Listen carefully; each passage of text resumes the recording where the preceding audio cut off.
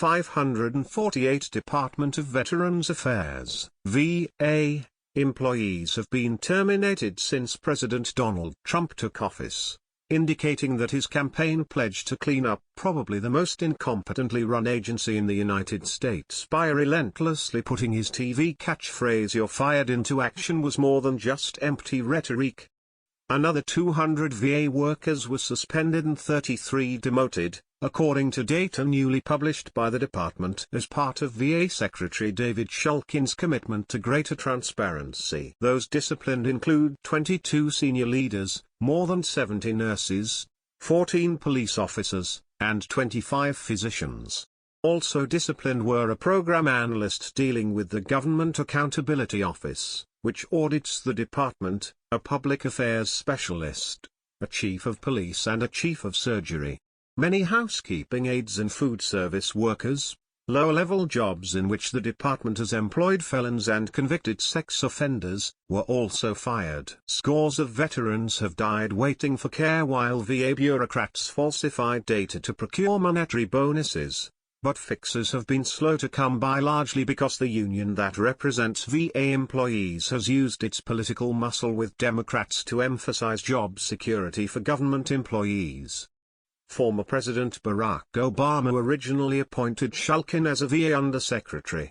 By the end of the Obama administration, however, Shulkin had grown increasingly frustrated with the American Federation of Government Employees Union and other groups defending bad employees' supposed right to a government check even when they hurt veterans. Just last week we were forced to take back an employee after they were convicted no more than 3 times for DWI and had served a 60-day jail sentence.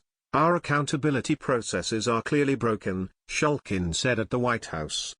In addition to reluctance by managers to vigorously pursue firings, the overturning of firings after the fact by the Merit Systems Protection Board, MSPB, often with little public acknowledgement, has been a long-standing problem. Shulkin asked for new legislation that reduces the role of MSPB, especially when firing senior leaders. Congress passed the Department of Veterans Affairs Accountability and Whistleblower Protection Act in answer, and Trump signed the bill in June. The published data predates those new powers, and does not note which disciplinary actions were later overturned. One record shows a senior leader being removed January 20, while another record shows a senior leader being demoted April 21. Those appear to refer to the same person. Disgraced Puerto Rico VA Director Wayne Hamlin, who returned to work in a lesser job after he appealed to the MSPB. Former Obama Secretary of Veterans Affairs Bob McDonald seemed to have so little grasp on firing employees that in August 2016, he said that he had fired 140,000 employees, a figure that made little sense since that would be nearly half the workforce.